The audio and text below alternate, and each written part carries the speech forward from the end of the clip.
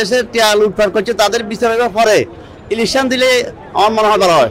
একজন রাষ্ট্রপতি আসছে, একজন দিনমজুর আসছে, এই যে প্রীতির বন্ধনটা শুধু ঈদের দিন না, আমাদের প্রত্যেক দিনও থাকে। আলহামদুলিল্লাহ, খুব ভালো লাগলো। আজকে যাদের বিনিময়ে বাংলাদেশ স্বাধীন হয়েছে, তাদের রক্তের বিনিময়ে এদের স্বাধীন হয়েছে এবং তাদেরকে আমরা আন্তরিকভাবে শুভেচ্ছা জানাই এবং আমরা তাদের জন্য আজকে দেশে নতুন স্বাধীনতা পেয়েছি এবং জালেম সরকার বিদায় হয়েছে, এই জন্য আমাদের কাছে আনন্দ লাগতেছে। ইনশাল্লাহ ডক্টর ইউনূস যে রাষ্ট্র চালাইতেছেন, আলহামদুলিল্লাহ খুব ভালো চালাইতেছেন।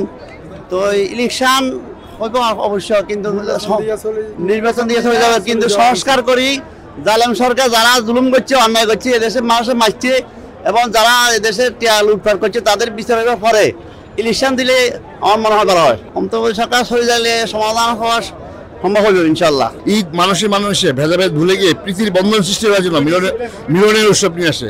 আসে জাতীয় ঈদগাহে রাষ্ট্রের সর্বোচ্চ পদ, একজন রাষ্ট্রপতি আসছে, একজন দিনমজুর আসছে, এই যে প্রীতির বন্ধনটা শুধু ঈদের দিন না, আমাদের প্রত্যেক দিনও থাকে।